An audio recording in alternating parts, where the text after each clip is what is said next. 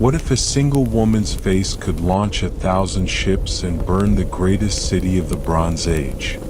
What if 10 years of siege could echo through 3 millennia, shaping every war story, every heroic ideal, every tragic vision that Europe would ever conceive? Welcome to Dreamtime History. Part 1.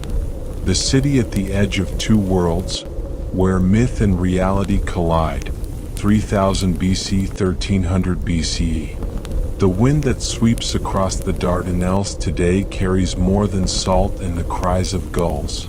It carries ghosts. Stand on the mound of Hisarlik in modern Turkey, where the Anatolian plain meets the wine-dark sea, and you stand upon the compressed bones of 9 cities, each built upon the ruins of its predecessor, each believing itself eternal, each proven catastrophically wrong. This is Troy. This is Ilion. This is Walusa. A city of many names, like a god with many faces, and like the gods, it demanded blood. But before Troy became legend, before Helen's beauty would curse it, before Achilles' rage would immortalize it, it was simply a settlement, ambitious, strategic, and hungry for the wealth that flowed through the narrow strait it commanded. The earliest Troy, archaeologists tell us, dates to around 3000 BCE, contemporary with the first dynasties of Egypt and the great cities of Sumer. Troy was hardly more than a fortified village, its inhabitants more concerned with survival than destiny, more focused on fishing and farming than on the epic confrontations that would one day make their home immortal. Yet even then, geography was writing Troy's fate in currents and winds. The Hellespont, the Dardanelles, was not merely a strait but a bottleneck, the singular passage between the Aegean Sea and the Black Sea, between the Mediterranean world and the vast wheat fields of the Crimean steppes, between west and east, between civilization and the unknown. Every ship that wished to pass northward into the Black Sea faced the same challenge. Prevailing winds from the northeast and powerful currents flowing southward made the journey treacherous, often impossible without favorable conditions.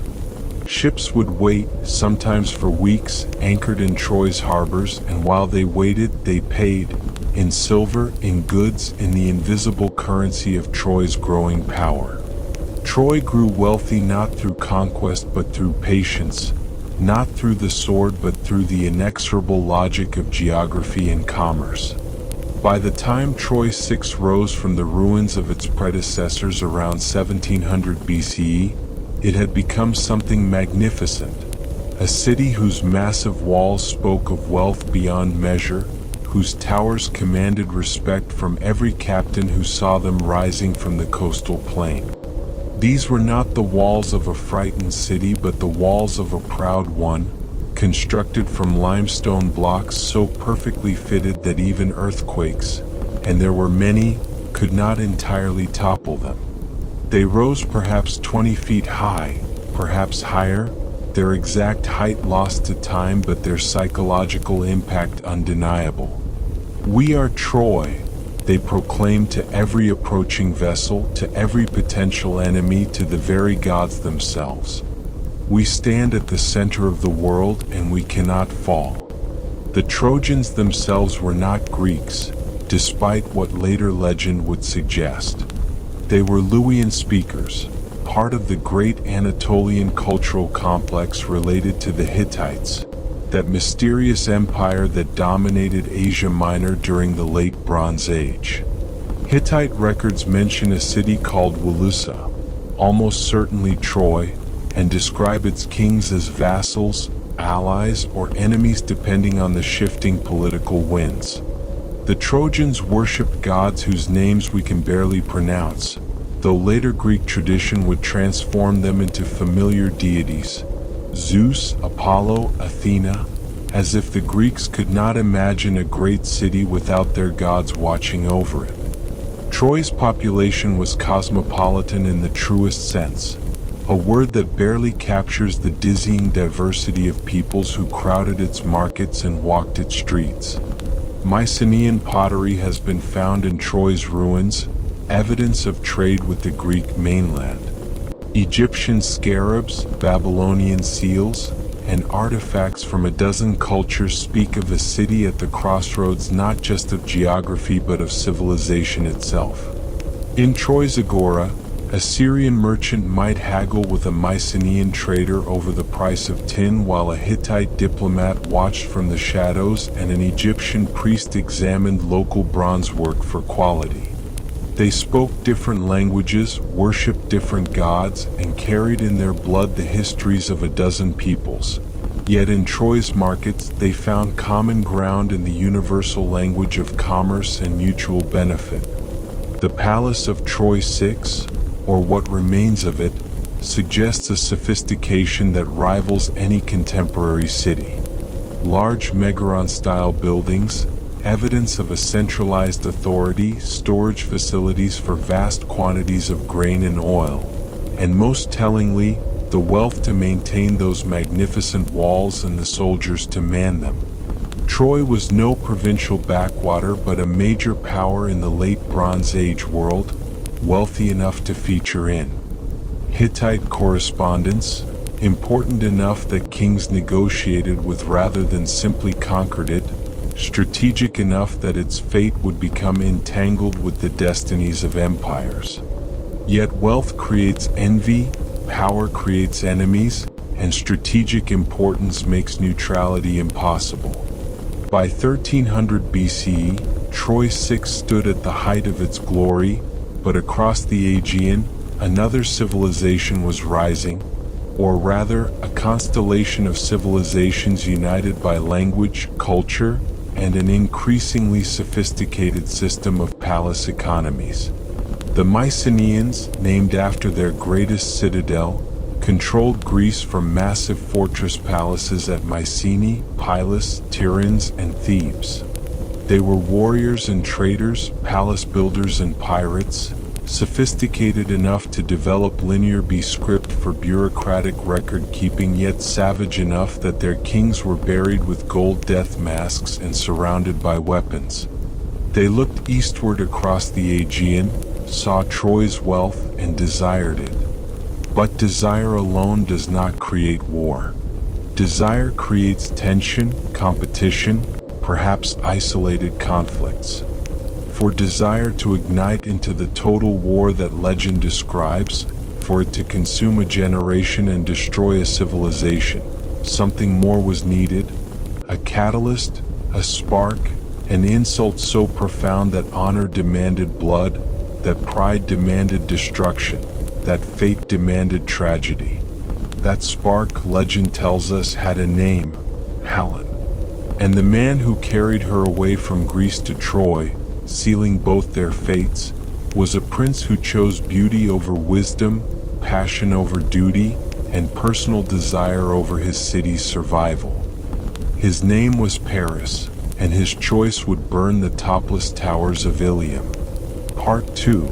The spark that kindled apocalypse, Helen, Paris, and the oath that doomed nations, 1300 BC, 1194 BC.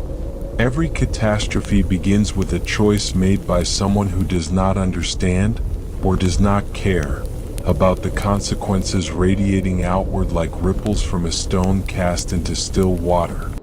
Paris's choice began, as so many disasters do, with divine vanity and mortal foolishness, with beauty judged and wisdom rejected, with the moment when desire eclipses every other consideration and the future becomes irrelevant beside the hunger of now.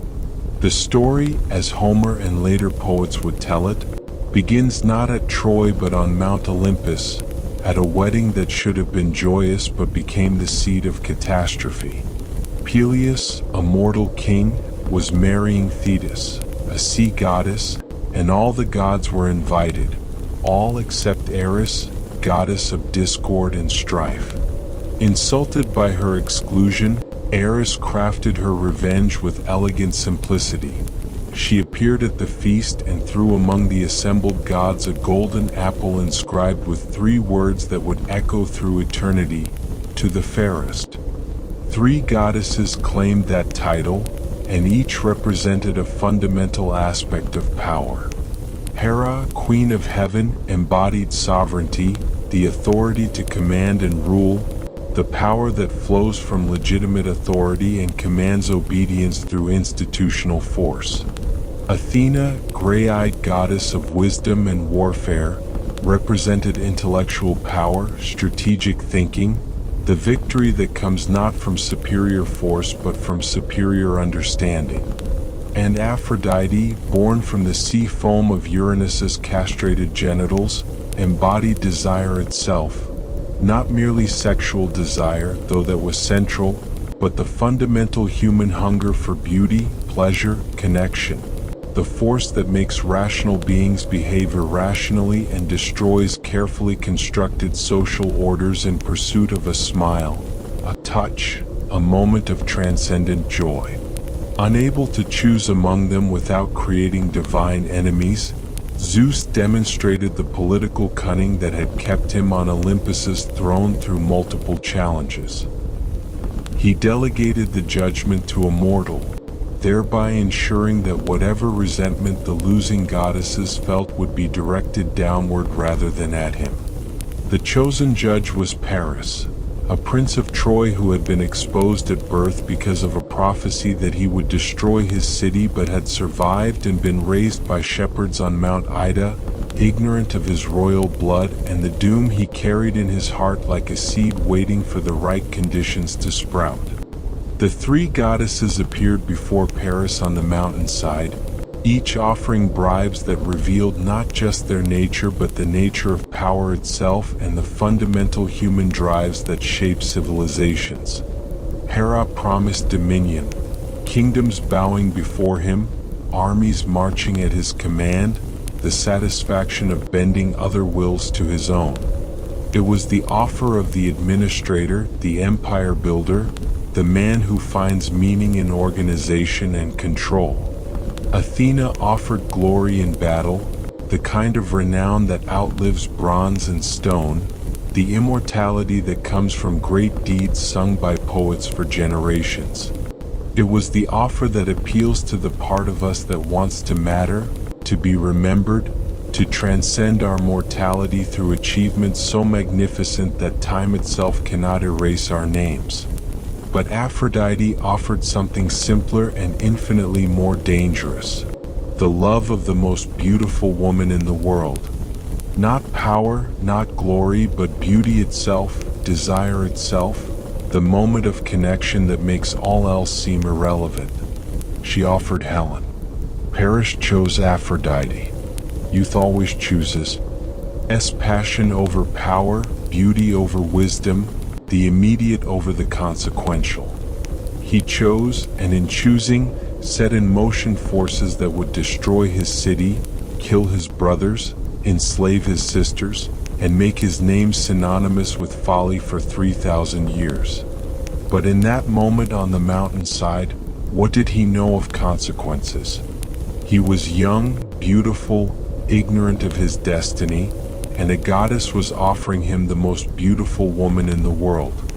What mortal could refuse? Helen of Sparta, Helen of the White Arms, daughter of Zeus and Leda, hatched from an egg after the god had ravished her mother in the form of a swan.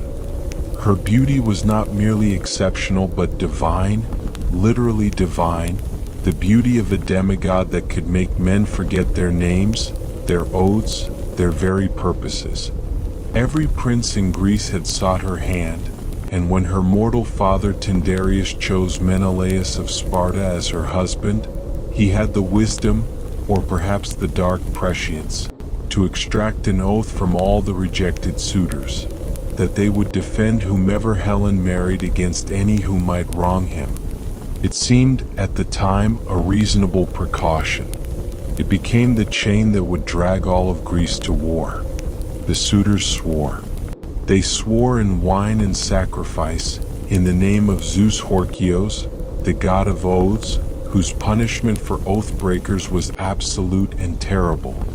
They swore, Odysseus of Ithaca, Diomedes of Argos, Ajax of Salamis, Polymedes of Euboea, Philoctetes with his bow, and dozens more, every prince who had dreamed of possessing Helen, every warrior who had imagined her in his bed.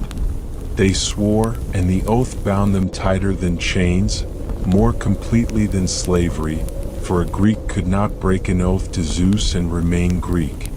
The oath was their identity, their honor, their connection to the divine order. To break it was to become less than human, to exile oneself from civilization and community. Paris, now recognized as a prince of Troy after proving himself in athletic contests in the city, traveled to Sparta as an ambassador, a gesture of friendship between Troy and Mycenaean Greece. Menelaus welcomed him with the sacred obligations of xenia, guest friendship, the ancient Greek custom that made host and guest inviolable to each other, that created bonds stronger than blood. Menelaus feasted Paris, gave him gifts, and introduced him to Helen.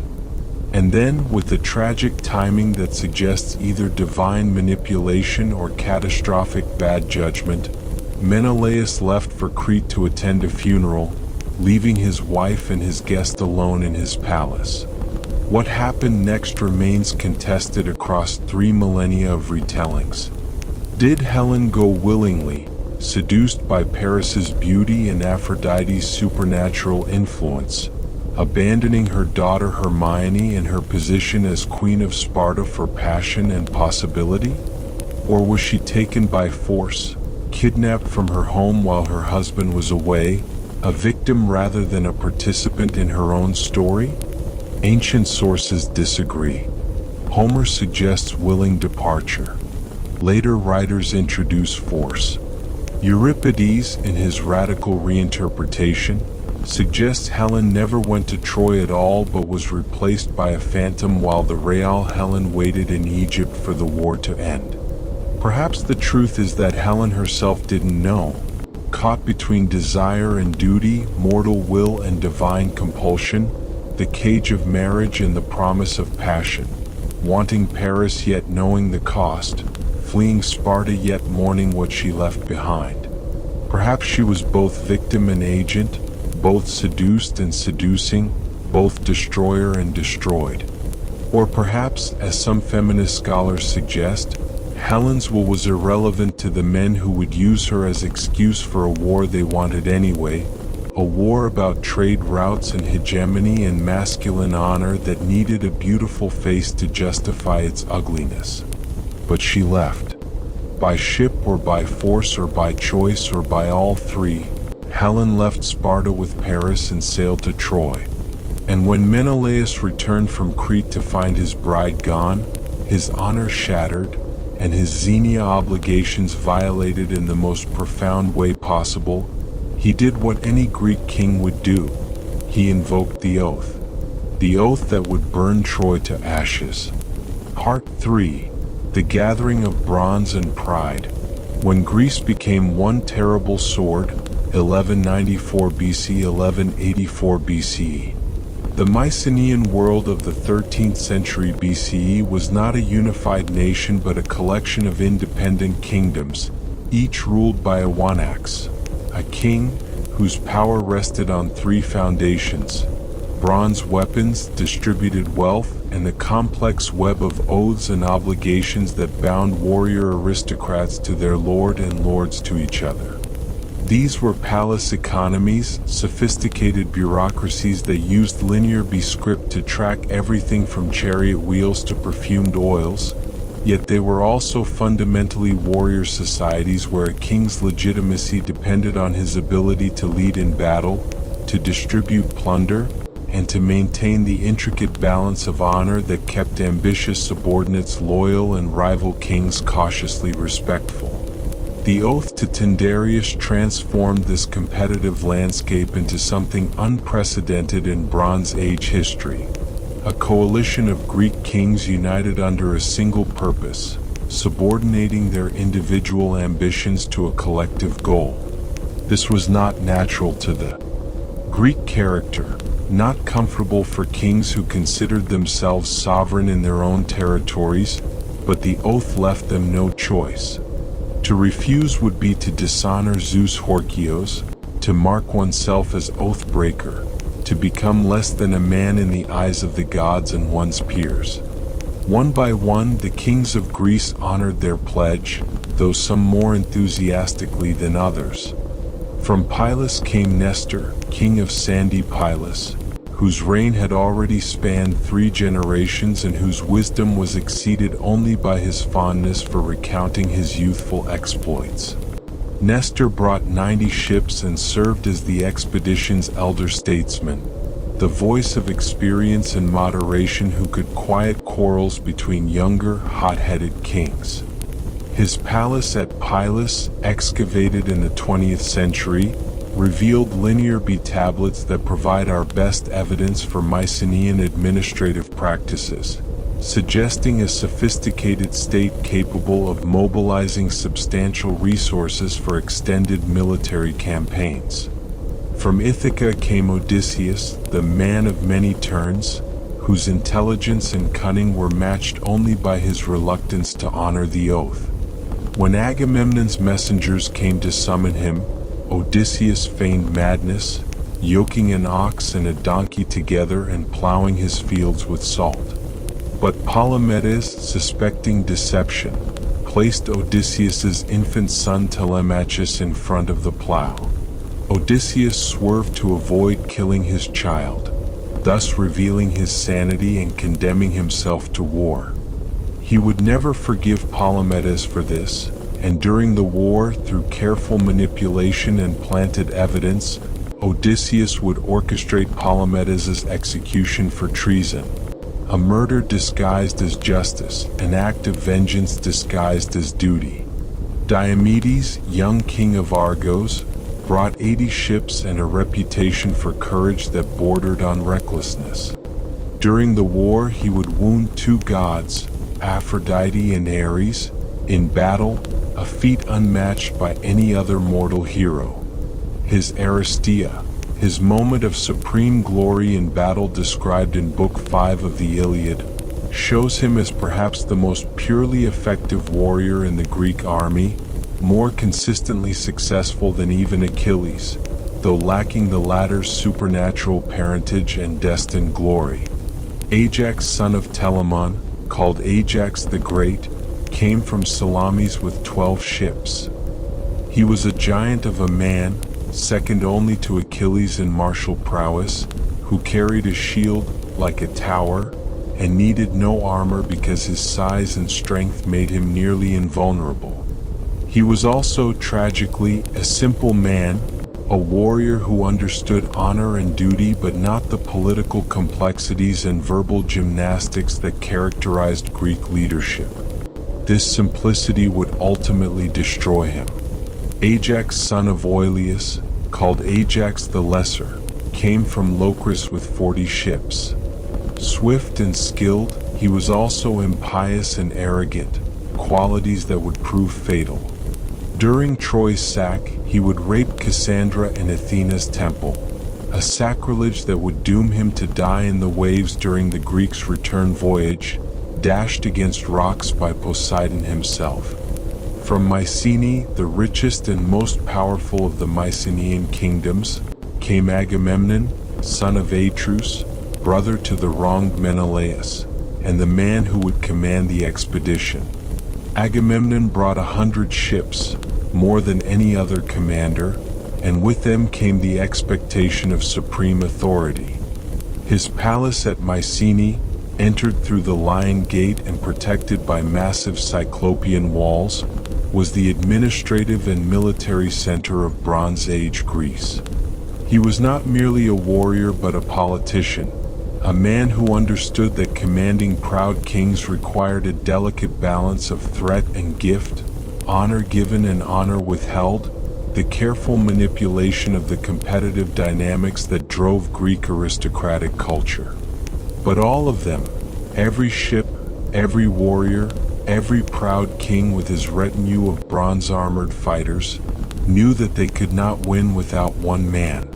Without him, the expedition might fail. Without him, Troy's walls might never fall. Without him they were merely an army. With him they became legend. Achilles, son of Peleus, mortal king of Phthia and Thetis, sea goddess and most beautiful of the Nereids. He was barely more than a boy, perhaps 16 or 17 when the war began, yet already he was the Aristos Achaean, the best of the Greeks. Raised by the centaur Chiron on Mount Pelion, trained in warfare and music, healing and prophecy, he embodied the Greek heroic ideal.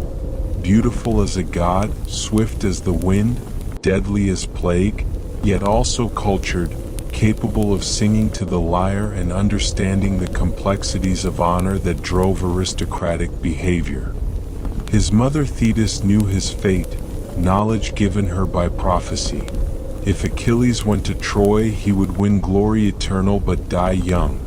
If he stayed home, he would live long, marry, have children, rule his kingdom, and be forgotten by the third generation. She gave him the choice, and in giving him the choice, made the outcome inevitable.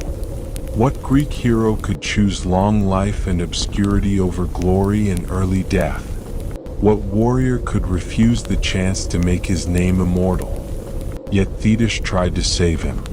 She hid him on the island of Scyros, disguising him as a girl among the daughters of King Lycomedes, hoping that if he could avoid the expedition's departure, fate might be cheated.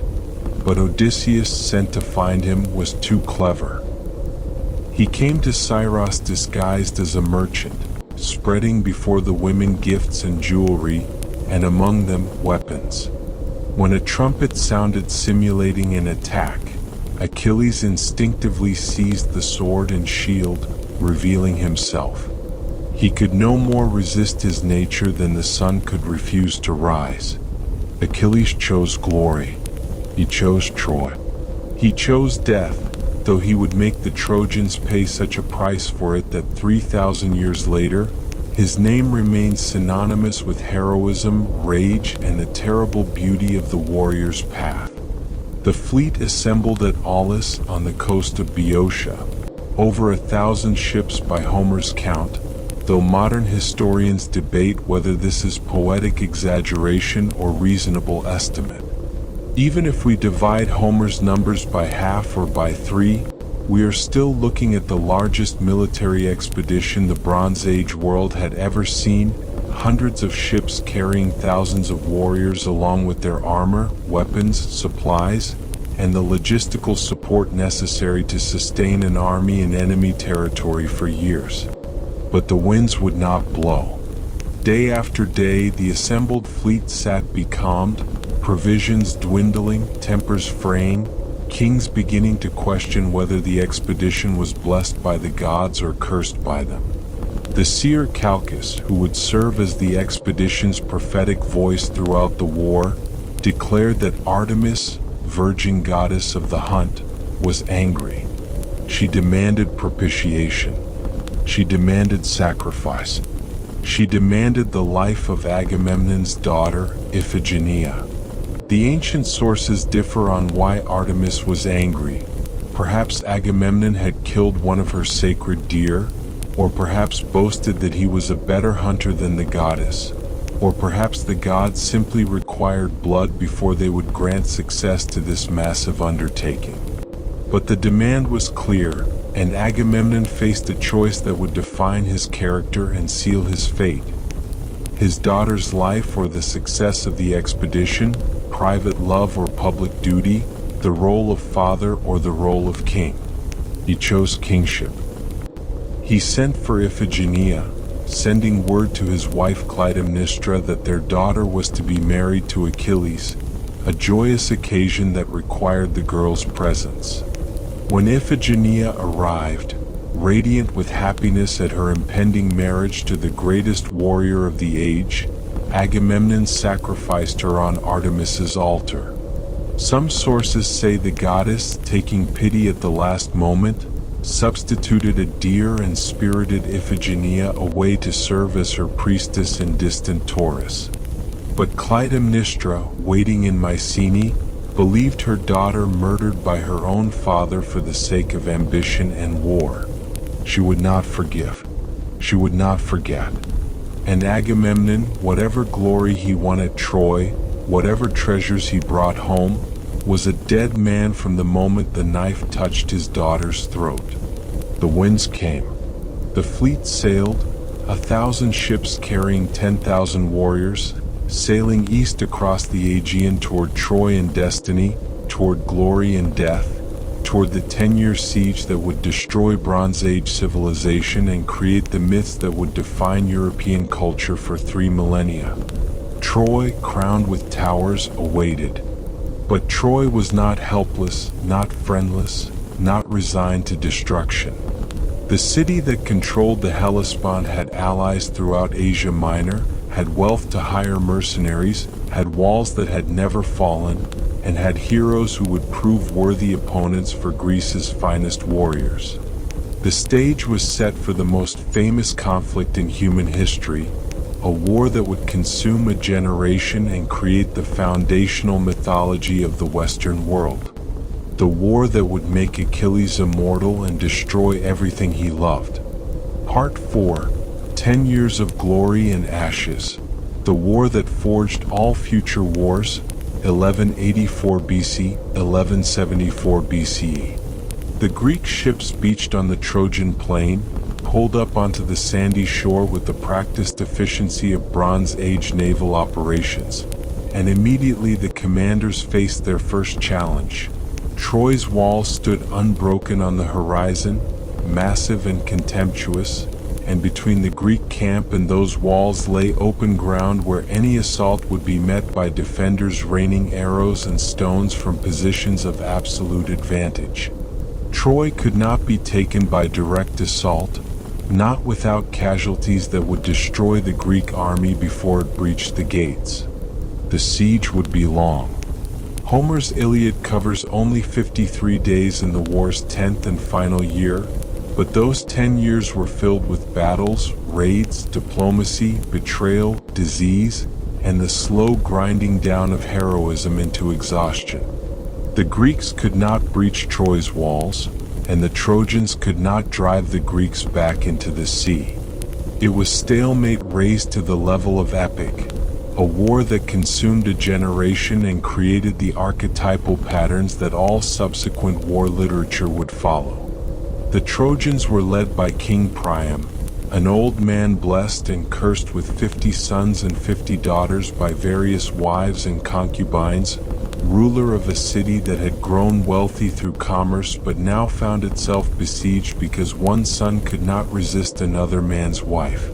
Priam embodied tragic kingship, well-meaning, dignified, ultimately powerless to avert the doom that prophecy and his son's choices had brought upon his city. He loved all his children, but he knew, as everyone knew, that his eldest legitimate son Hector was Troy's true strength, its bulwark, its hope. Hector, tamer of horses, was everything Paris was not. Brave where Paris was cowardly, dutiful where Paris was selfish, devoted to city and family where Paris thought only of personal desire. Hector fought not for glory but for protection, not to prove his courage but because his wife Andromache and infant son Astyanax depended on his survival, because Troy's people looked to him as their defender, because duty demanded that he stand on the walls even when he knew, with the terrible certainty that comes to doomed heroes, that he would not survive the war. The contrast between the brothers embodied two visions of masculinity: Paris, beautiful and weak, who had brought disaster through desire yet skulked behind walls while others fought; Hector, who took responsibility, who faced consequences, who understood that being a man meant accepting duties you did not choose and fighting for causes larger than yourself. Homer makes this contrast explicit repeatedly: Paris reproached by Hector, Paris shamed by Helen herself, Paris revealed as fundamentally unserious, a boy playing at being a man while real men died for his mistakes. But Troy had other champions, and Homer treats them with respect that transcends the Greek-Trojan divide. suggesting that courage and nobility exist independent of which side one fights for. Aeneas, son of Aphrodite and the mortal Anchises, was second only to Hector in prowess, a warrior so formidable that even Achilles struggled against him, and he was saved only by divine intervention. Later Roman tradition, as expressed in Virgil's Aeneid, would make Aeneas the survivor who carried Troy's gods and traditions to Italy, where his descendants would found Rome itself, thus connecting the eternal city to Troy's glory and making Rome the heir to the city of Priam. Sarpedon, king of Lycia and son of Zeus, led his people across Anatolia to Troy's defense, bound by oaths and alliances that echoed the Greek oath to Menelaus. His death in battle, killed by Patroclus while Zeus watched helplessly, unable to save even his own son from fated death, provided one of the Iliad's most moving meditations on mortality and the limits of divine power. Glaucus, Sarpedon's cousin, met Diomedes in single combat and discovered through the ritual exchange of genealogies that their grandfathers had been guest friends, leading them to exchange armor instead of blows. A moment of Xenia transcending enmity, of human connection surviving even in war's midst. The war consumed heroes with the indiscriminate hunger of a funeral pyre. Protesilaus, first Greek to leap from the ships when they landed, was first Greek to die, killed by Hector before his feet fully touched Trojan soil. His widow Laodamia grieving so terribly that the gods allowed him to return from Hades for 3 hours, after which she killed herself to join him in death. Palamedes, who had exposed Odysseus's feigned madness, was murdered through Odysseus's careful revenge, either drowned while fishing or stoned by the army for fabricated treason, depending on which tradition one follows.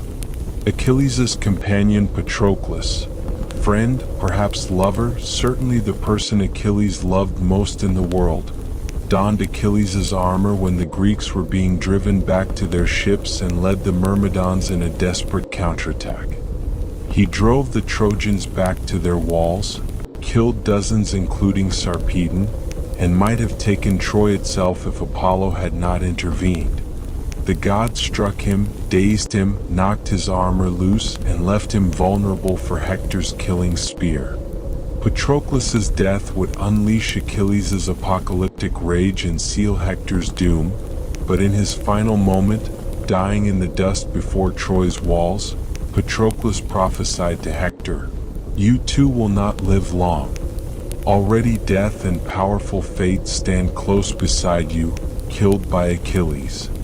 For Achilles, sulking in his tent after Agamemnon had seized his war prize Briseis, an insult to his honor that made continuing to fight unthinkable, had refused to participate in battle.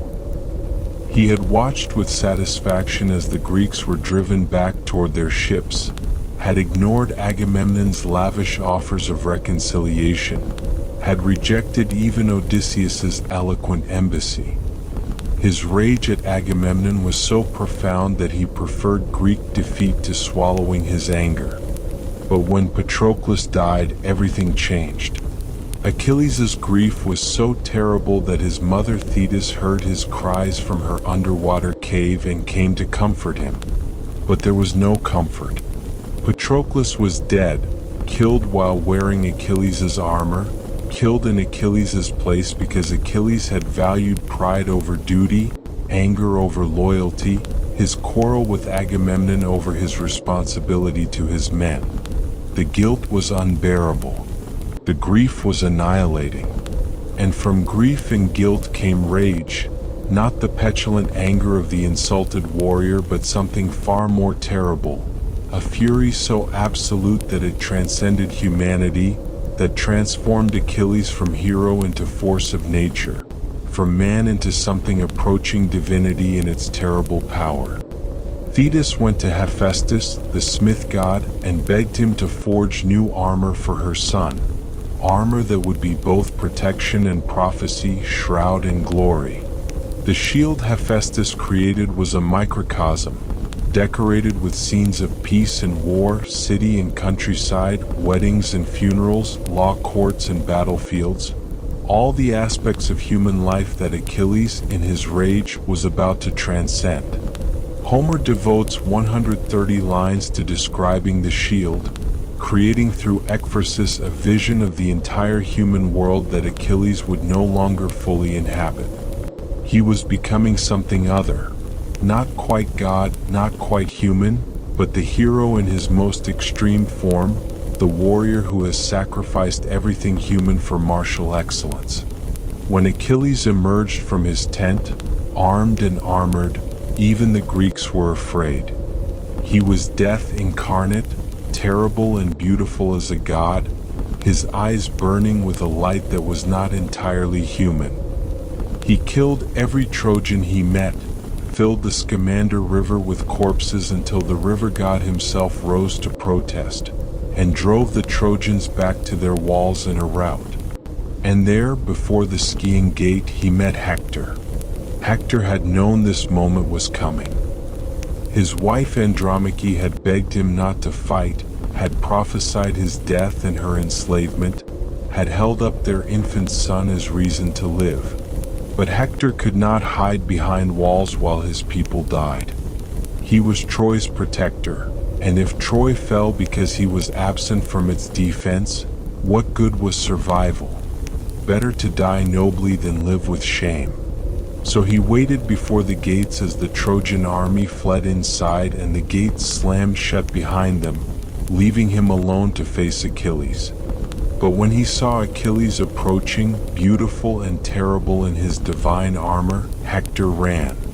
3 times around Troy's walls he fled, with Achilles in pursuit, while all Troy watched from the battlements, Priam and Hecuba crying out to their son to come inside, Andromache unable to watch, the entire city witnessing the flight of their greatest champion.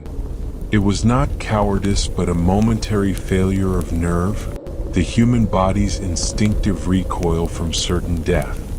But Athena intervened, appearing to Hector in the guise of his brother Deiphobus and promising to stand beside him in the fight. Strengthened by this phantom ally, Hector turned to face Achilles. The duel was brief and brutal. Hector threw his spear. It struck Achilles' divine shield and was deflected. Hector turned to Deiphobus for another spear, but Deiphobus was gone. It had been Athena all along, divine deception ensuring Achilles' victory. Hector understood immediately. The gods had betrayed him. This was his death. But he would die fighting, would make Achilles remember this moment, would exit the world as a hero even in defeat. Achilles' spear took Hector in the throat, in the small gap between helmet and breastplate. As Hector lay dying, he begged Achilles to return his body to his father for proper burial, offering great ransoms. Achilles refused with words of horrifying venom. "I wish I could summon the will and fury to eat your flesh raw, so much do you enrage me. No one will keep the dogs from your head." He stripped Hector's corpse of the armor. His own armor, the armor Hector had taken from Patroclus's body, tied the corpse to his chariot by the ankles, and dragged it around Troy's walls while Priam and Hecuba and Andromache watched in unspeakable horror from the battlements.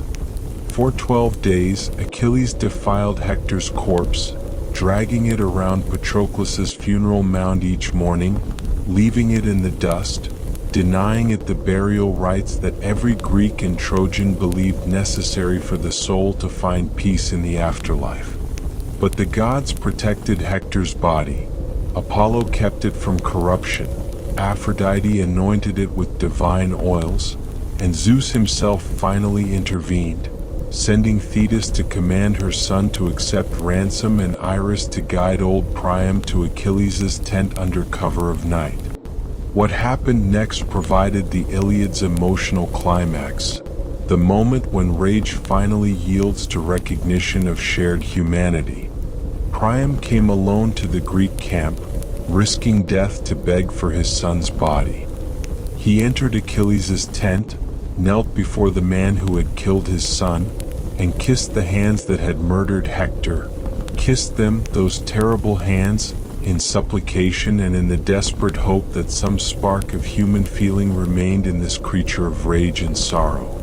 Achilles saw in Priam his own father Peleus, whom he would never see again, who would receive news of his son's death and weep as Priam wept now. They wept together, killer and victim's father, enemy and enemy, connected by grief that transcended nationality and war, that reminded them both that beneath the armor and the glory and the rage, they were simply mortal men trapped in circumstances neither had chosen, playing roles written by fate and circumstance. Achilles granted the request. He personally washed and anointed Hector's body, wrapped it in fine cloth, and placed it on a wagon for Priam to carry home. He promised an 11-day truce so that Troy could hold proper funeral games for its greatest hero. They shared a meal, enemy and enemy, bereaved father and bereaved warrior, eating bread and drinking wine in the tent while outside, thousands slept uneasily in their camps, and Troy's walls stood dark against the stars. It was the most profoundly human moment in ancient literature, occurring in the Iliad's final book, as if Homer wanted to remind us that beneath the Aristia and the catalogues of ships and the divine interventions, his story was ultimately about human beings confronting mortality, about how we find meaning in the face of death, about how even in war's midst, moments of connection and compassion remain possible if we have courage enough to recognize our shared humanity. But Achilles' death was approaching, foretold by his mother, prophesied by the dying Hector, written into fate as surely as tomorrow's sunrise. Paris, guided by Apollo, or perhaps Apollo himself in Paris's guise, sources differ, shot an arrow that struck Achilles' heel, the one vulnerable spot on his body where his mother had held him when she dipped him as an infant in the river Styx. The greatest warrior of the age, who had slain Hector and Penthesilea and Memnon and countless others, who had made even the gods retreat before his fury, was killed by a coward's arrow shot by the man whose lust had started the war. The battle over Achilles' corpse was among the war's most desperate. Ajax and Odysseus fought back the Trojan assault, protecting the body while others carried it to the ships. Ajax lifted the corpse onto his shoulders, Ajax, who had always stood in Achilles' shadow, who was second best at everything, now carrying the best of the Greeks to his final rest. The funeral games for Achilles lasted days, with contests in running, wrestling, boxing, chariot racing, all the competitions that tested the virtues the Greeks admired. But the most important contest was for Achilles' divine armor, crafted by Hephaestus, the most magnificent panoply in the world. Ajax and Odysseus both claimed it, and rather than fight, they agreed to let the army judge. It became a contest of words, Ajax speaking plainly of his martial deeds, Odysseus weaving eloquent arguments about strategy and cunning mattering more than brute strength. Odysseus won. The army, swayed by eloquence, gave the armor to the man of words rather than the man of action. Ajax, devastated, felt his honor destroyed, his worth denied, his lifetime of service rejected in favor of Odysseus's clever speeches. That night, Ajax went mad, or the gods drove him mad, or his shame became unbearable. Sources again differ. He slaughtered a flock of sheep, believing in his delirium that he was killing Odysseus, Agamemnon, and the other Greek leaders who had dishonored him. When sanity returned at dawn and he saw what he had done, saw himself covered in sheep's blood, saw his reputation destroyed not by honorable defeat but by madness, he fell on his sword rather than live with such shame. Even in death, Achilles was destroying Greece's heroes, his legacy as deadly as his spear had been. The war could not be won by valor alone. Troy's walls stood unbreached, its defenders undefeated despite the death of Hector. The Greeks had been besieging the city for nearly 10 years, and they were no closer to victory than when they had first arrived. Supplies were running low.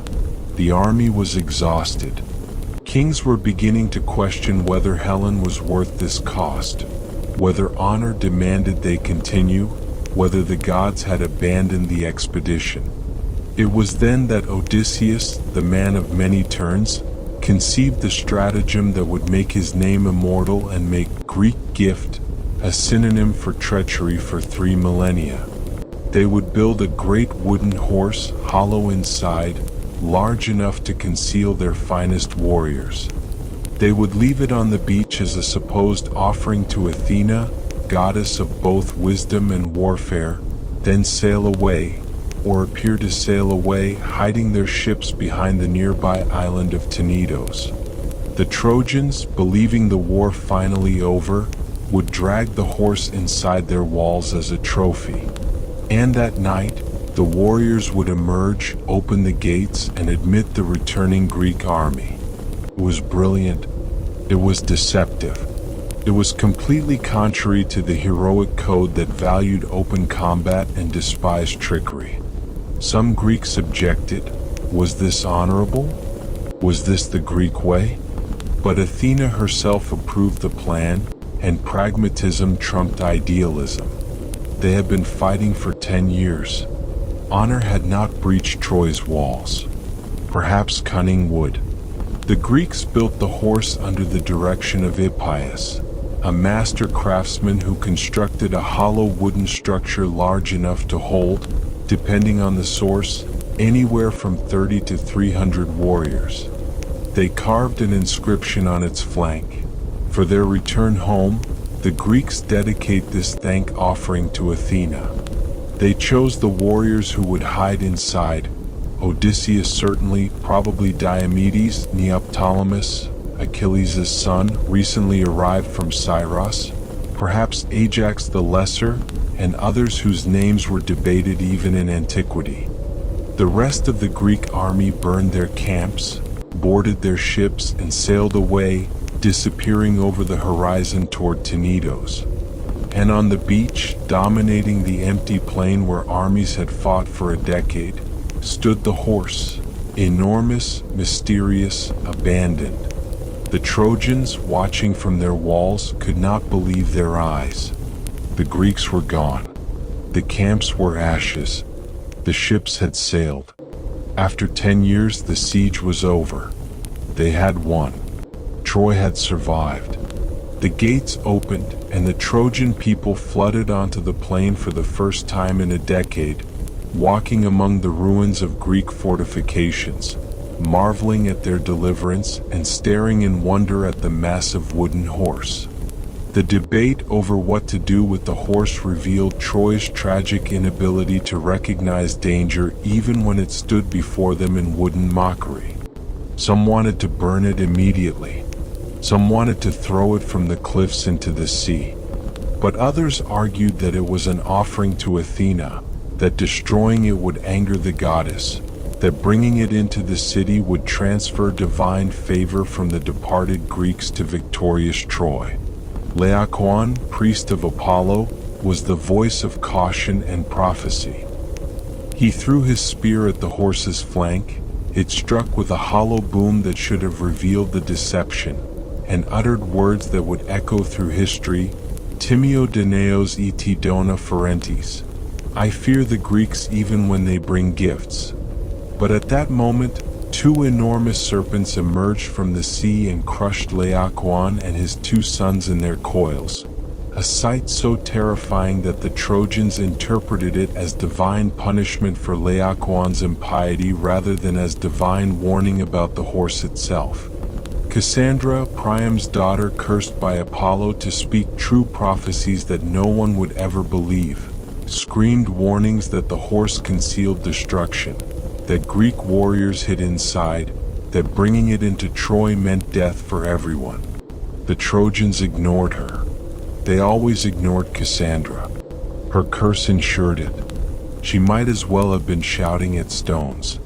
The final piece of the deception was Sinan, a Greek warrior who allowed himself to be captured by the Trojans and told an elaborate lie, that the Greeks had indeed sailed for home, that the horse was an offering to Athena built deliberately too large to fit through Troy's gates because the oracle had prophesied that if Troy possessed it, the city would become invincible.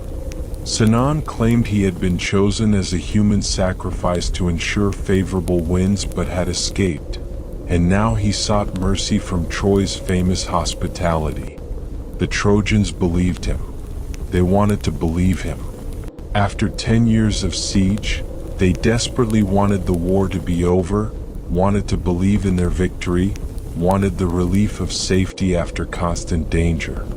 So they tore down part of their own walls to bring the horse inside, literally destroying their defenses to admit their doom, and dragged the wooden horse into Troy in triumph. That night, Troy celebrated.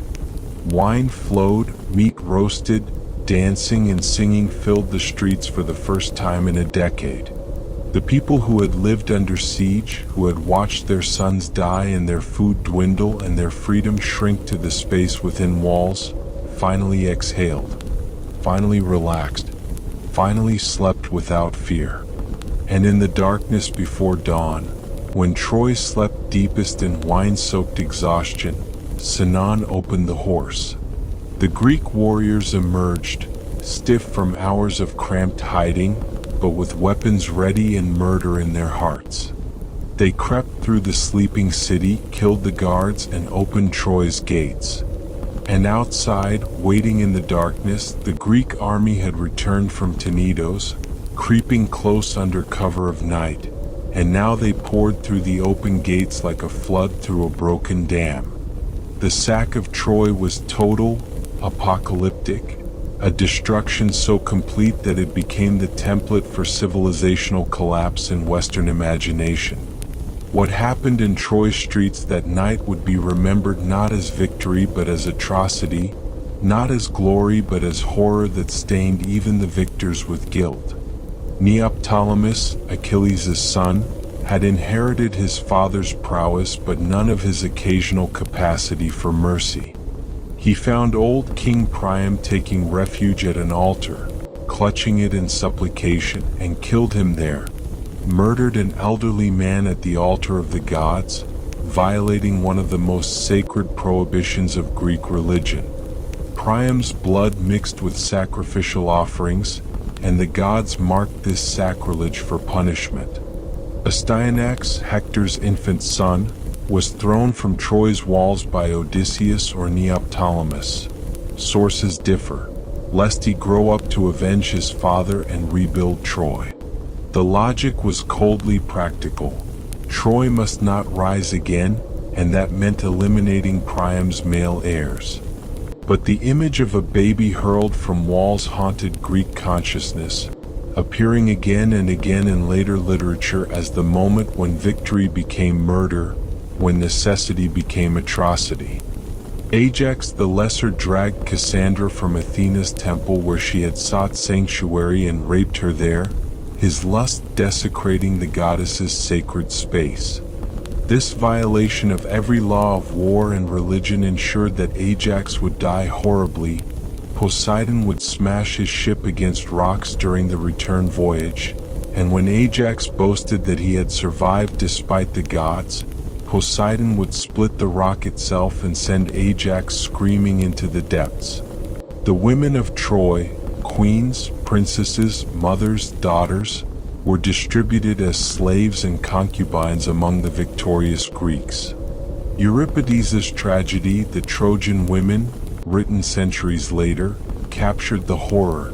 Hecuba, queen of the mightiest city in Asia, watching her daughter Polyxena sacrificed on Achilles' tomb, her grandson Astyanax murdered, her daughter Cassandra dragged away to become Agamemnon's concubine, before being enslaved herself at age too old for such suffering.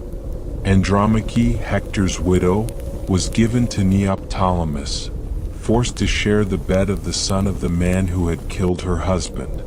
Cassandra, knowing through prophecy that she would die with Agamemnon in Mycenae, went willingly to her doom because death seemed preferable to survival. Only Aeneas escaped, warned by the gods to flee. He carried his aged father Anchises on his back, the old man too weak to walk, clutching Troy's household gods, and led his young son Ascanius by the hand, guided by Venus/Aphrodite toward Italy and a destiny that would eventually produce Rome. Virgil's Aeneid, written 7 centuries after Troy's fall, would make Aeneas the hero of Troy's destruction, the man who saved what could be saved and carried Troy's gods and traditions to a new land where they would eventually triumph over the Greeks who had destroyed them. The Greeks burned Troy to its foundations. Every palace, every temple, every house was put to the torch. The fires burned for days, visible from the islands of the Aegean, a funeral pyre for Bronze Age civilization. Archaeological evidence shows that Troy Via was indeed destroyed by catastrophic fire around 1180 BCE, roughly consistent with ancient chronologies that placed the Trojan War around 1184 BCE. Whether this destruction was the Trojan War or simply a city that fell in the chaos of the Bronze Age collapse and was later mythologized cannot be determined with certainty. But the myth and reality became so intertwined that separating them is perhaps impossible, and perhaps irrelevant. For the destruction of Troy became the foundational catastrophe of Western literature, the moment when the Age of Heroes ended and the historical period began, the transition from gods who walked among men to gods who watched from distant Olympus, the source from which flowed the Iliad, the Odyssey, the Aeneid, Greek tragedy, Roman epic, and 3,000 years of subsequent literature that returned again and again to Troy's walls and asked, "What does it mean to win? What does victory cost? Can honor survive war? Is glory worth the price we pay for it?" The victorious Greeks discovered that their victory was poisoned. Agamemnon returned to Mycenae to be murdered in his bath by his wife Clytemnestra and her lover Aegisthus. Revenge for Iphigenia's sacrifice 10 years earlier, revenge for years of Clytemnestra's festering hatred, revenge for Agamemnon's bringing Cassandra home as concubine. The prophecy that had begun the war, Iphigenia's sacrifice, ensured that victory would not save the commander who had chosen ambition over his daughter's life. Odysseus wandered for 10 years, facing monsters and gods, losing all his ships and all his men, returning home to find his palace overrun by suitors courting Penelope and consuming his wealth. His journey, the Odyssey, would become the archetypal story of the difficult return, of the warrior struggling to become human again, of the man trying to reclaim the home and identity that war had stolen from him. Menelaus got Helen back, the woman for whom the war had been fought, whose beauty had launched 1,000 ships and burned Troy. But one wonders, as later poets would wonder, whether she was worth the cost. Thousands dead, a civilization destroyed, Greece's economy shattered, families torn apart, and for what? To reclaim one woman who may not have wanted to be reclaimed, to restore one man's honor at the cost of countless lives, to prove a point that might have been settled through diplomacy or ransom but instead required 10 years of slaughter. Part 4 extended, How Troy's Ashes Became Europe's Foundation, the Eternal Legacy. Yet Troy's greatest influence lay not in its destruction but in its legacy, in how its story shaped European consciousness across 3,000 years of civilization, becoming the foundational myth that taught the West how to think about war, honor, tragedy, and the terrible beauty of humans striving against fate. The Iliad became the cornerstone of Western literature, studied and memorized by every culture that claimed descent from classical Greece. It was the text that taught Greek boys what it meant to be men, taught them about courage and honor, about speaking well in council and fighting bravely in battle, about the complex obligations of guest friendship and the terrible demands of shame culture where honor mattered more than life itself. Every educated Greek could recite substantial portions from memory. Socrates quoted it. Plato structured his philosophy partly in response to it. Aristotle analyzed its poetic techniques and made it the standard against which all subsequent literature would be measured. Alexander the Great carried a copy with him during his conquest of Persia, kept it in a precious casket taken from Darius's treasury, and slept with it under his pillow along with his dagger. When he crossed the Hellespont to invade Asia, he first detoured to Troy's ruins, by then 700 years abandoned, to sacrifice at what was believed to be Achilles' tomb. He saw himself as a second Achilles, conquering Asia as Achilles had conquered Troy, seeking glory that would outlive his youth. Like Achilles, Alexander died young. Like Achilles, his name became immortal. The Romans, conquering Greece militarily but conquered by Greek culture intellectually, faced a problem. How could they claim to be the rightful heirs of classical civilization when they had defeated and subjugated the Greeks? Virgil's Aeneid provided the answer. By making Aeneas, the Trojan refugee, the ancestor of Romulus and Remus, Virgil connected Rome's foundation to Troy's fall. The Romans became not the conquerors of Greece but the avengers of Troy, the descendants of the people whom the Greeks had destroyed. When Rome conquered Greece, it was Troy finally getting revenge. This mythological genealogy, historically nonsensical but psychologically powerful, allowed Romans to claim that they were more authentically connected to the heroic past than the Greeks themselves. Medieval Europe, having lost direct access to Greek texts but retaining garbled versions through Latin intermediaries, reinvented Troy for its own purposes. The Roman de Troie and similar vernacular works made Trojan refugees the founders of Britain, France, and other emerging kingdoms. Geoffrey of Monmouth claimed that Brutus, great-grandson of Aeneas, founded Britain and gave it its name. French chronicles traced French nobility to Trojan ancestors. Germans claimed Trojan origins. Troy became everyone's ancestral city, the lost golden age that justified present power and future aspirations. This was historically absurd.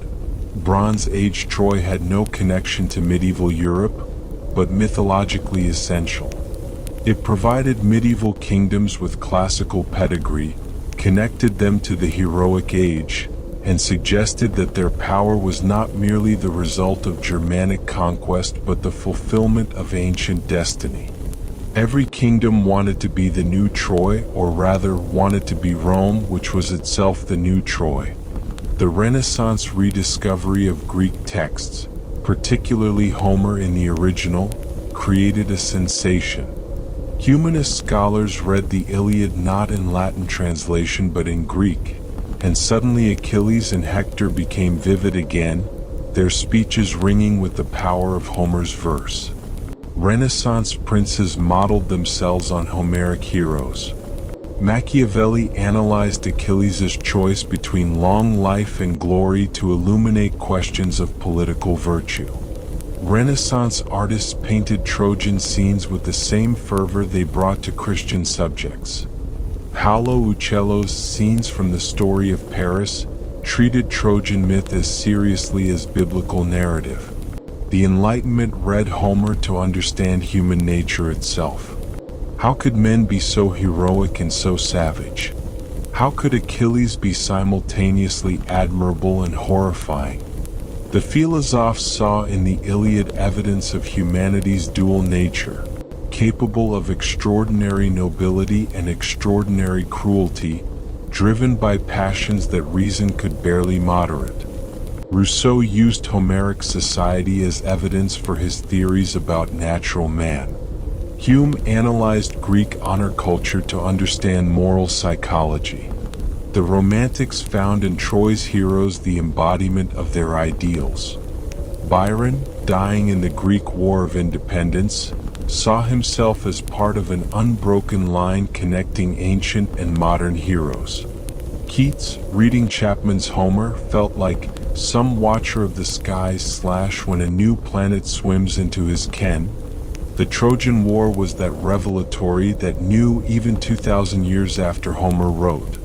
Shelley's Hellas explicitly connected modern Greek struggle against the Ottomans to ancient glory.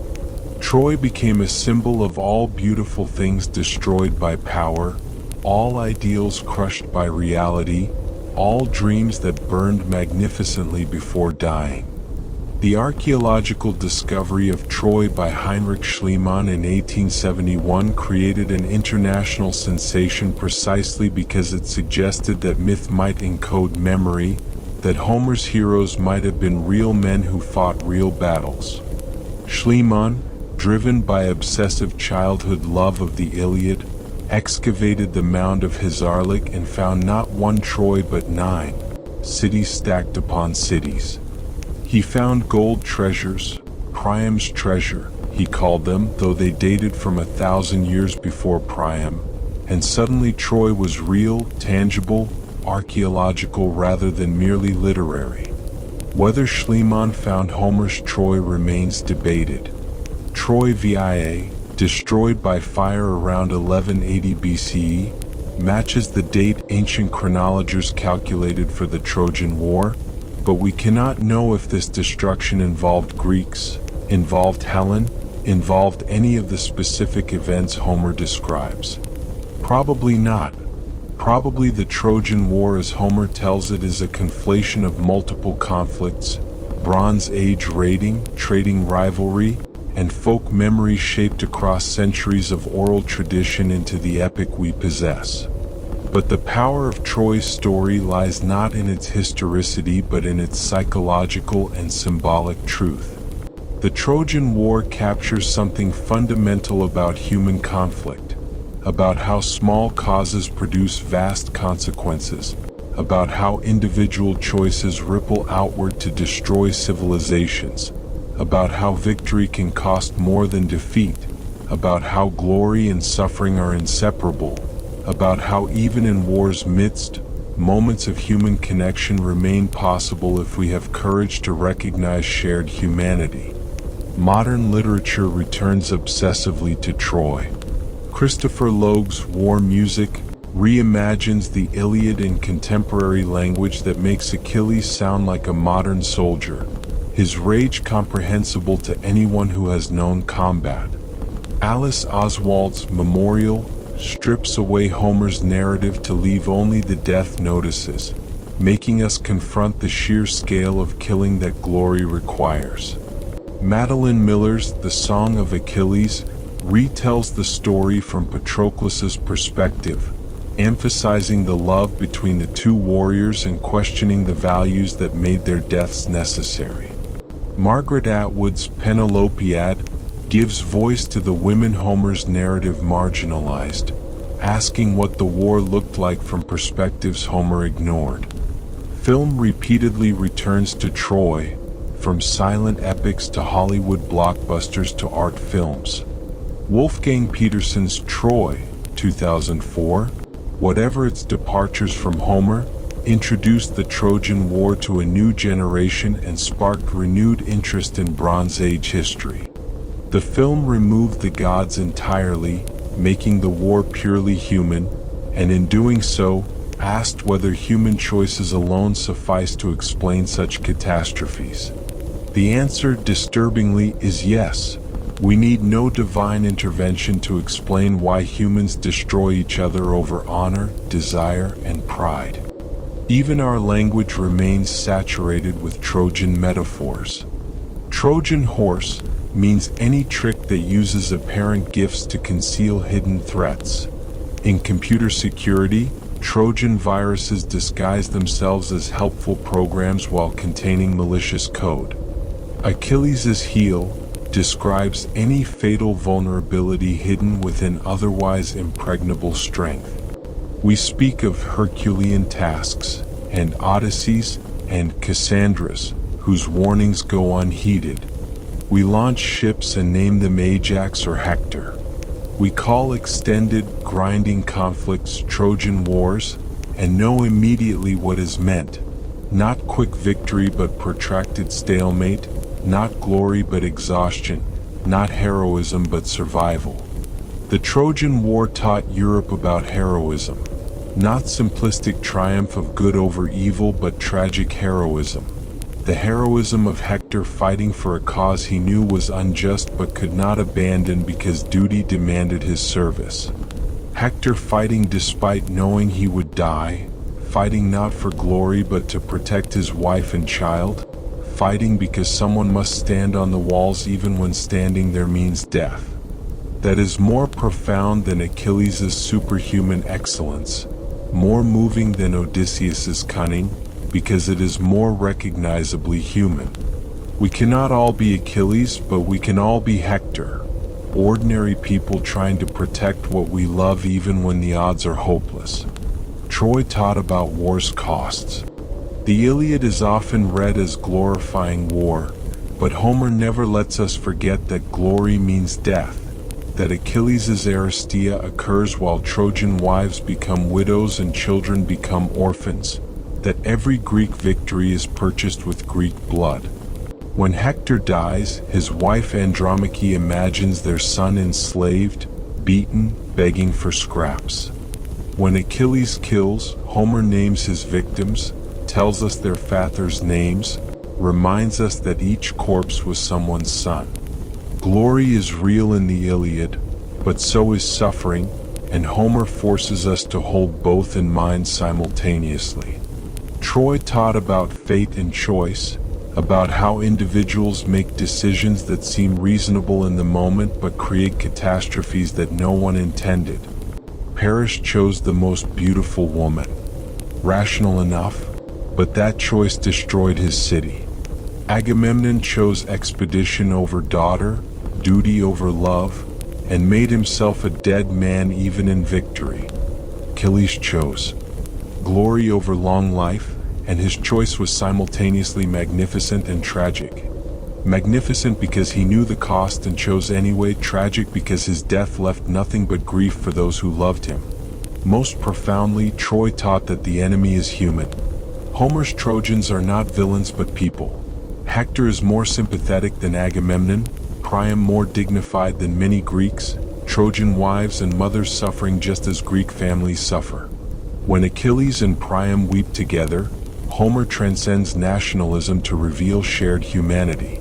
The Iliad could have been propaganda for Greek superiority. Instead, it's a meditation on the tragedy that afflicts everyone involved in war, victor and vanquished alike. This vision, of war as tragic rather than glorious, of enemies as human rather than monstrous, of suffering as universal rather than partisan, became foundational to Western literature and ethics. It's what makes the Iliad more than propaganda, what makes it speak to every generation that experiences war. Vietnamese and Afghan fighters, British and American soldiers, Israeli and Palestinian families, all find their experiences reflected in Homer's poem because it captures something fundamental about war that transcends particular conflicts. Troy also taught about the gap between myth and reality, about how every generation reinvents the past to serve present needs. Medieval Europe's Troy was not Homer's Troy. Renaissance Troy was different still. Each age projects onto Troy's ruins its own concerns, its own ideals, its own fears. Troy becomes whatever we need it to be: lost golden age, cautionary tale, foundation myth, tragic romance, imperial justification, anti-war parable. This is not falsification but recognition that myth serves psychological and cultural needs that history cannot satisfy. We need Troy to be our ancestral city, or our enemy's doomed capital, or the beautiful thing that power destroys, or the lesson about hubris, or the love story that cost everything. Troy can be all of these because Troy is not finally a historical place but a space in imagination where we explore fundamental questions about human nature, about what we value, about what we're willing to destroy to get what we want. The archaeological reality, 9 cities, evidence of fire, uncertain connections to Homeric narrative, matters less than the mythological reality. Troy fell, but its story conquered the world. The city's walls fell 3,000 years ago, but its story endures, more powerful than any Bronze Age kingdom, more influential than any ancient empire. No Trojan army ever marched beyond Anatolia, but Trojan myth shaped European consciousness from Britain to Russia, from the Renaissance to the present. This is Troy's ultimate victory and ultimate tragedy. Victory because the city destroyed in one night achieved through its story an immortality that no standing city could match. Tragedy because that immortality came at the cost of total destruction, because glory required death, because to become eternal Troy had to cease being a living city and become a poem. Today, tourists visit Hisarlik and look at the excavated walls, trying to imagine the city that stood there, trying to connect archaeological ruins to Homeric verses. They cannot quite do it. The gap between Bronze Age reality and epic poetry is too vast, the centuries of oral transmission and literary shaping too extensive. But standing there, with the wind from the Dardanelles carrying salt and the distant sound of waves, with the plain stretching toward the sea where Greek ships once beached, with the weight of 3,000 years of poetry and painting and philosophy and film pressing down on this small mound of earth and stone, they feel something. They feel connected to the past, to the heroes, to the fundamental human questions that Troy represents. What would you sacrifice for honor? For love? For victory? Would you sail across seas to reclaim what was taken? Would you stand on walls defending what you know is doomed? Would you choose glory knowing it means death? Would you drag corpses in rage or weep with your enemy in shared grief? Would you burn cities or build them? Would you remember or forget? Troy asks these questions with a purity that history, messy and contingent, cannot match. Troy is myth, and myth is truer than fact because myth captures essences, because myth speaks to parts of ourselves that mere chronology cannot reach. Troy fell. The heroes died. The gods, if they ever watched, have long since turned away. But the story endures. In every classroom where students first encounter Homer, in every war where soldiers discover that reality matches his descriptions too closely for comfort, in every person who learns that victory costs more than expected and glory leaves grief in its wake. Troy is gone, but Troy is everywhere. Every fallen city is Troy. Every long war is Troy. Every choice between duty and desire echoes Paris's judgment. Every warrior's rage recalls Achilles. Every defender standing against odds recalls Hector. Every clever stratagem recalls Odysseus. Every woman destroyed by men's wars recalls Helen and Andromache and Hecuba. The city between two seas, destroyed in one night 3,000 years ago, became the eternal city in human imagination. More real than history, more powerful than armies, more enduring than bronze or stone. It forged Europe's soul not through the glory of its standing but through the magnificence of its fall, not through the beauty of its towers but through the beauty of the poetry its destruction inspired. That is how a single city, burned to ashes before history properly began, shaped 3 millennia of Western civilization and continues to shape how we think about war, honor, love, loss, and the terrible price we pay for glory. Troy fell. But from its ashes rose everything Europe would become. Our literature, our values, our understanding of tragedy, our recognition that even in destruction there is beauty, even in defeat there is honor, even in death there is meaning. And that story, like Troy itself, is immortal. But what does it truly mean for a story to become immortal? How does a city destroyed 3,000 years ago continue to breathe in our museums, our theaters, our cinema screens, our classrooms, and even in the whispered conversations of lovers arguing about loyalty and desire? The answer lies not merely in Troy's historical existence but in its metamorphosis into something far more powerful. a cultural inheritance so vast, so multifaceted, so deeply embedded in Western consciousness that we cannot think, create, or dream without touching its echoes. Walk into any major museum in Europe or America. The British Museum, the Louvre, the Metropolitan Museum of Art, the Pergamon Museum, and Troy greets you in marble and bronze. Ancient Greek vase paintings, dating from the 8th century BC onward, depict scene after scene from the Trojan cycle. Achilles dragging Hector's body, Ajax carrying Achilles' corpse, the Trojan horse being dragged into the city, Aeneas fleeing with Anchises on his back. These were not merely decorative arts but educational tools, moral exemplars, visual reminders of the stories that every Greek child learned and every Greek adult carried as cultural DNA. Roman sculpture took Greek themes and amplified them, making Troy's heroes larger than life in marble monuments that adorned public spaces from Britain to North Africa.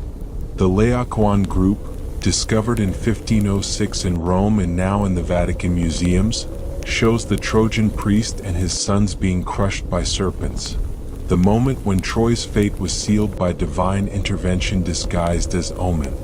When Renaissance artists saw this sculpture, they wept at its power, studied its composition, and incorporated its dramatic intensity into their own work. Michelangelo rushed to see it immediately upon its discovery, recognizing in its twisted forms and agonized faces something fundamental about human suffering and divine cruelty. Renaissance and Baroque painters returned obsessively to Trojan themes. Rubens painted the consequences of Paris's judgment multiple times, showing the three goddesses with Paris looking overwhelmed by the choice before him. Each version exploring different aspects of desire, power, and fate. His Judgment of Paris paintings are not merely mythological illustrations but meditations on masculine choice, feminine power, and the moment when individual desire intersects with cosmic consequence. Tiepolo's frescoes in Villa Valmarana show the Trojan War's key moments with theatrical grandeur. Achilles discovered among the daughters of Lycomedes, the sacrifice of Iphigenia, the wooden horse entering Troy. These were not ancient history to 18th century viewers but living moral parables, warnings about pride and caution, illustrations of virtue and vice that spoke directly to contemporary concerns about power, honor, and the costs of ambition. Jacques-Louis David, the great painter of the French Revolution, turned to Troy in his The Loves of Paris and Helen, 1788, painted on the eve of revolution. The painting shows Paris and Helen in an intimate moment, Paris's hand resting possessively on Helen's, while in the background, we see the lyre and the symbols of cultivation and peace, all about to be destroyed by the passion the painting captures. David was asking his audience, what is desire worth? What does it cost to follow passion rather than duty? Questions revolutionary France was asking itself even as it tore down the old order. Pre-Raphaelite painters in Victorian England found in Troy a vehicle for exploring contemporary sexual politics. Dante Gabriel Rossetti's Helen of Troy presents her as both victim and seductress, beautiful and dangerous, desired and despised, a perfect embodiment of Victorian anxieties about female sexuality and power. The Victorians simultaneously idealized and feared women, and Helen became the screen onto which they projected these contradictions. Was she responsible for the war? Was she guilty? Or was she simply the prize over which men fought, her will irrelevant to the masculine violence conducted in her name? Modern and contemporary art continues the conversation.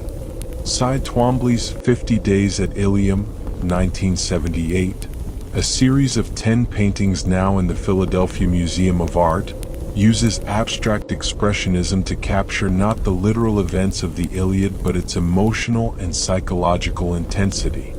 Scrawled words, Achilles, vengeance, heroes, emerge from fields of violent color, suggesting that Troy's story operates at a level deeper than representation. that it speaks to something primal in human consciousness that abstract art can capture better than realistic depiction. In literature, Troy's inheritance is even more pervasive, more varied, more constantly renewed.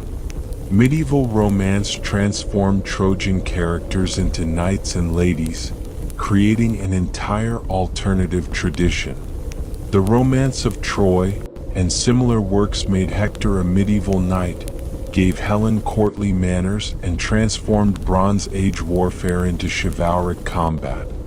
These weren't mistakes or ignorances. Medieval writers knew they were anachronistic, but creative reimaginings that made Troy speak to contemporary concerns about honor, courtly love, and the proper conduct of warfare.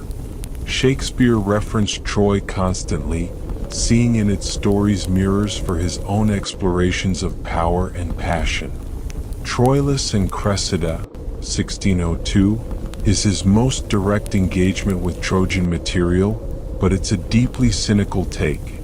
Achilles is a brute, Agamemnon is incompetent, Odysseus is a manipulator, and the love between Troilus and Cressida is betrayed and meaningless. Shakespeare was asking, what if the heroic age wasn't heroic at all? What if Troy was just politics, pride, and lust?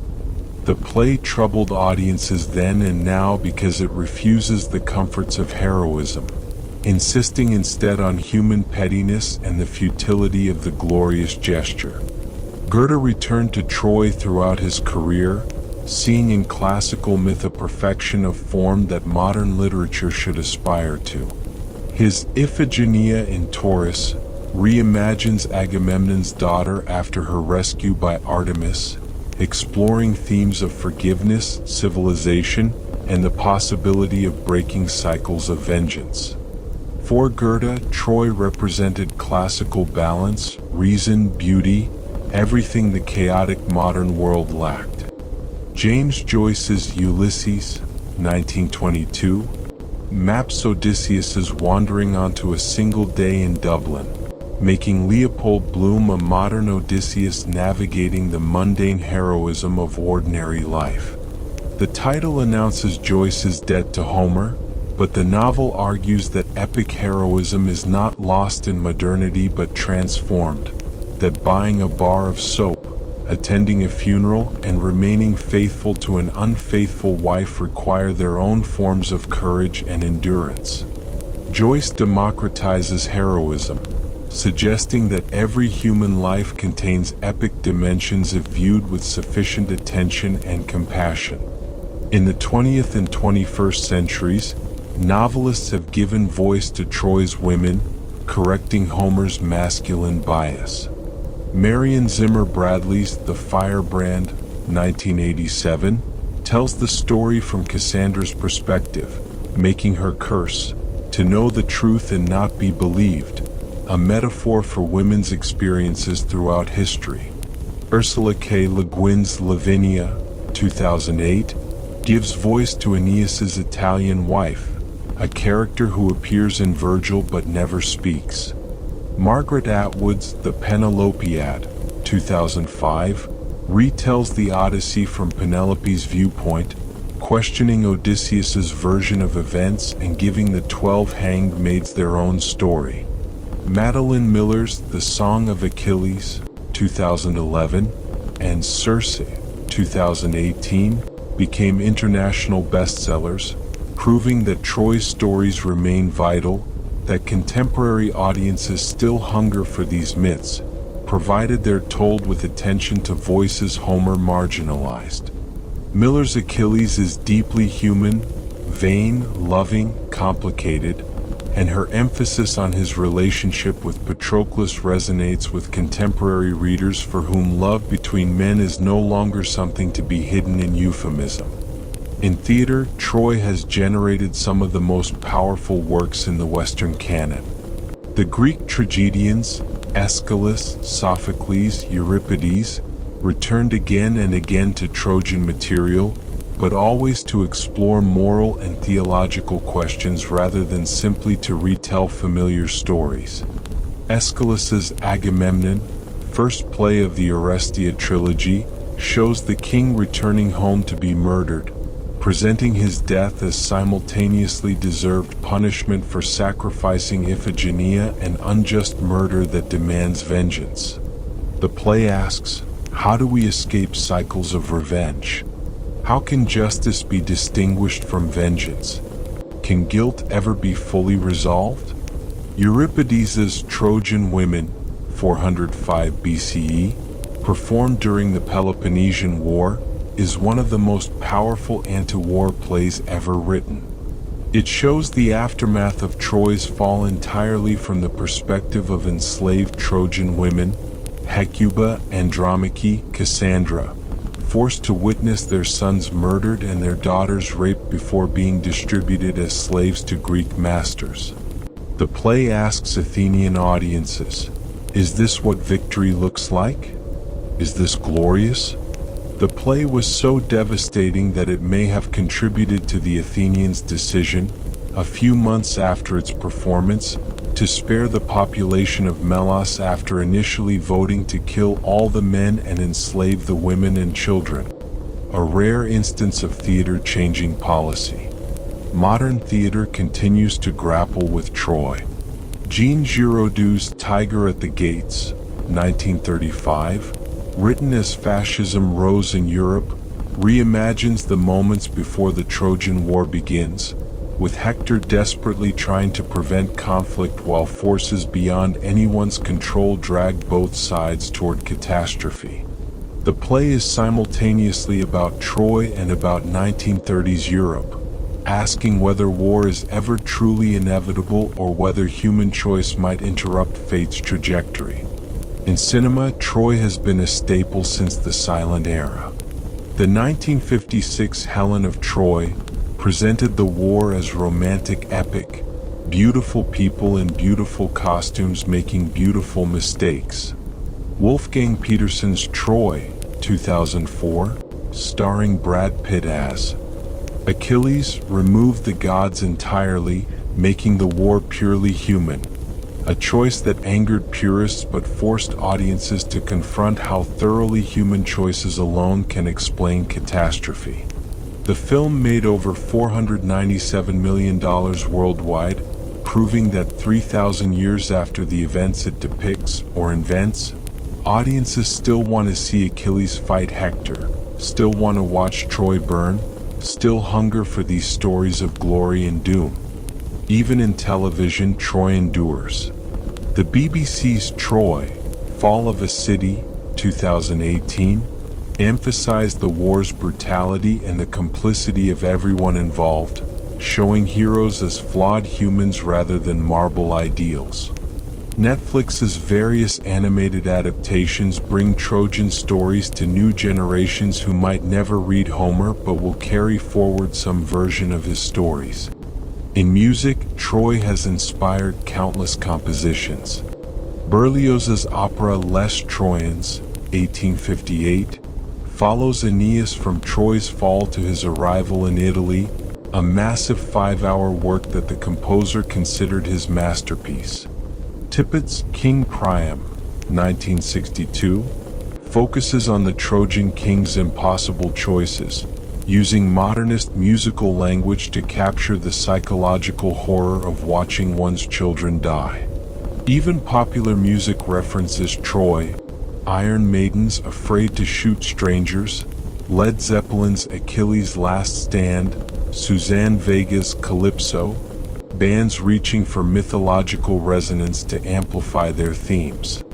In architecture and urban planning, Troy's influence appears in unexpected places.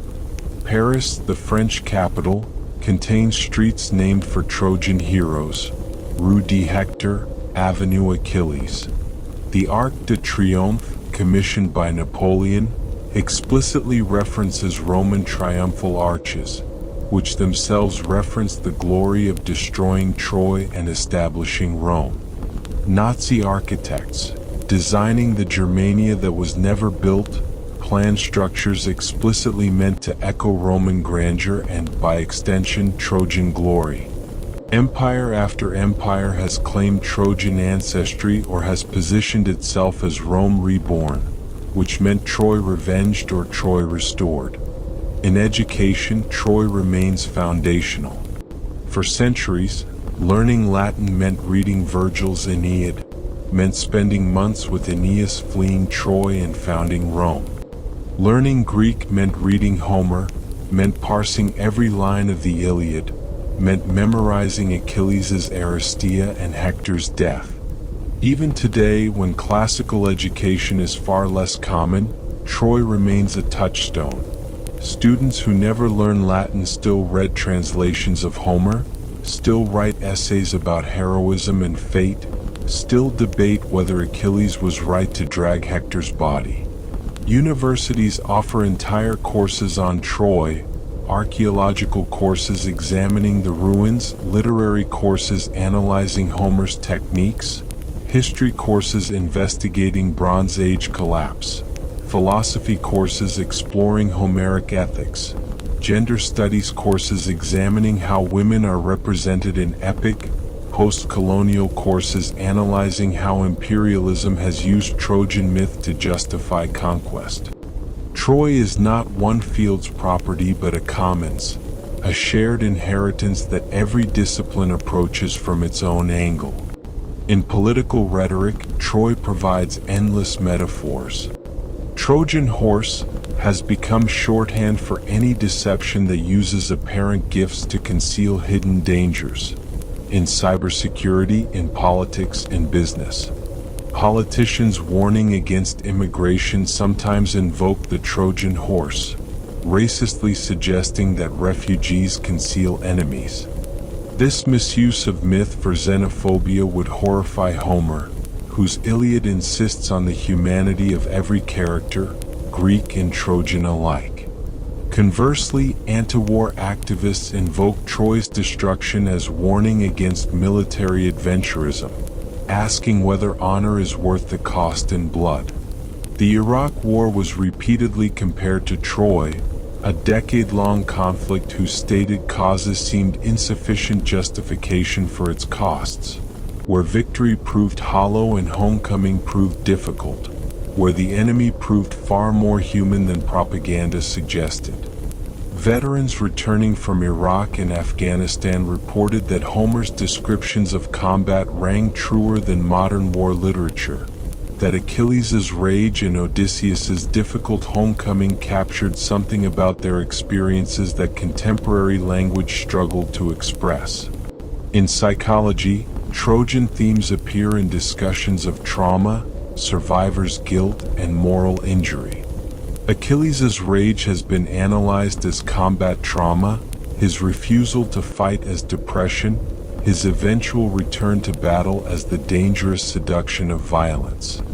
Odysseus' difficulty returning home, his inability to reintegrate into domestic life, his need to keep moving, these have been interpreted as PTSD symptoms. Helen's ambiguous agency, did she go willingly? Was she kidnapped? Did it matter?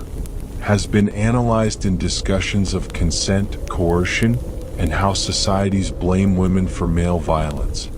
In philosophy, Troy provides endless ethical puzzles. Was Agamemnon right to sacrifice Iphigenia? The utilitarian calculus says yes, one life for the success of the expedition, but our moral intuitions recoil from killing one's daughter for political goals. Was Achilles justified in dragging Hector's corpse? He had every reason to rage. Hector had killed Patroclus. But even in rage, do some boundaries remain inviolable? Was Helen responsible for the war? She may have chosen Paris, but can individual desire justify 10 years of slaughter? Philosophy uses these questions not because we need answers about specific Bronze Age characters, but because the questions themselves are eternal. In theology, Troy has been interpreted through Christian, Jewish, and Islamic lenses. Medieval Christians saw the Trojan War as prefiguring Christ's passion. Innocent victims suffering, cities destroyed, order restored only through sacrifice. Muslim scholars in medieval Spain studied Homer alongside the Quran, finding in Achilles' choice between long life and glory parallels to discussions of martyrdom and the relative value of worldly and spiritual rewards. Jewish commentators noted parallels between Troy's fall and the destruction of Jerusalem, between Aeneas carrying his father from burning Troy and Abraham's willingness to sacrifice Isaac. In popular culture, video games, comics, graphic novels, memes, Troy remains vibrantly alive. The Total War Troy video game lets players refight the war, making strategic and tactical decisions, experiencing the frustration of siege warfare and the exhilaration of heroic combat. Age of Mythology includes Trojan units and heroes. Dozens of mobile games use Trojan settings. Comics reimagine the heroes as superheroes or as modern soldiers. Memes joke about Helen being the face that launched 1,000 ships, using ancient myth to comment on contemporary discussions of beauty, power, and blame. What all of this demonstrates, from marble sculpture to mobile games, from Greek vase painting to internet memes, from Homer to Hollywood, is that Troy is not dead. Troy cannot die. Troy has transcended its historical existence to become a permanent part of human consciousness, a story we tell ourselves about ourselves, a mirror in which every generation sees its own concerns about honor, desire, violence, justice, and the terrible costs of glory. The cultural heritage Troy has bequeathed is not merely artifacts in museums or books on shelves, but a living, evolving conversation spanning 3 millennia. Each generation inherits Troy and transforms it, finding in its stories answers to their own questions, using its heroes and tragedies to understand their own experiences. Renaissance humanists found in Troy models of classical perfection. Enlightenment philosophers found evidence of universal human nature. Romantics found sublime tragedy. Victorians found anxieties about gender and sexuality. Modernists found alienation and futility. Postmodernists found narratives to deconstruct. Feminists found silenced women's voices. Postcolonialists found myths used to justify empire. And all of them were right. Troy contains all these meanings because Troy is not finally a place or an event but a story, and stories mean what their audiences need them to mean. This is not relativism but recognition that great art speaks to fundamental human experiences that every generation must grapple with anew.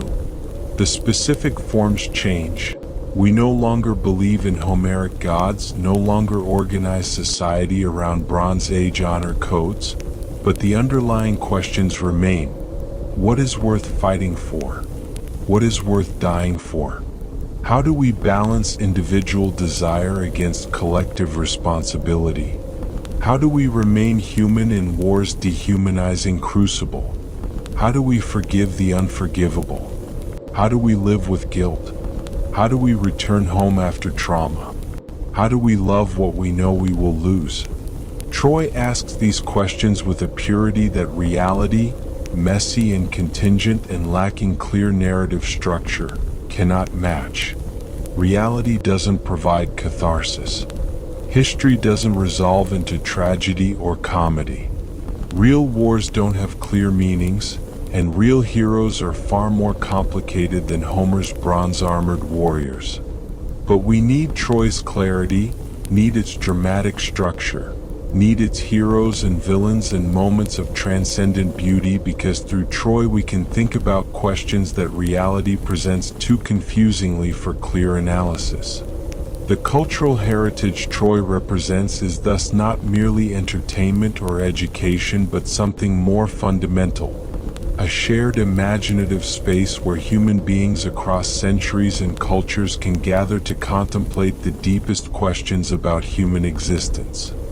When a Japanese student reads Homer in Tokyo and an American student reads Homer in New York and a Nigerian student reads Homer in Lagos, they are not merely learning about ancient Greece but joining a conversation that has continued for 3,000 years, adding their voices to the chorus of readers who have found in Troy's ruins something essential about human nature. This is what it means for a story to be immortal.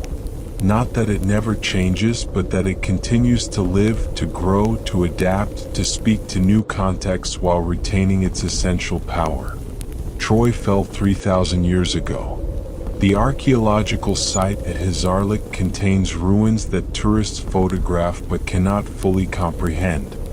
But the Troy that lives in human imagination, the Troy that has been painted and sculpted and written and filmed and gamed and memed, that Troy burns brighter than ever, its flames visible from every shore where humans gather to tell stories about glory, tragedy, love, death, and the impossible beauty of humans striving against fate. Walk through any museum, any library, any theater, any cinema, and you walk through Troy's cultural legacy. Listen to any orchestra performing Berlioz, any class discussing Homer, any gamer playing Total War, any couple arguing about loyalty and desire, and you hear Troy's echo. Troy is not merely history's inheritance to us, but humanity's eternal conversation with itself about what it means to be human, to want, to fight, to lose, to remember. And that conversation, that inheritance, that echo, like Troy itself, will never fall.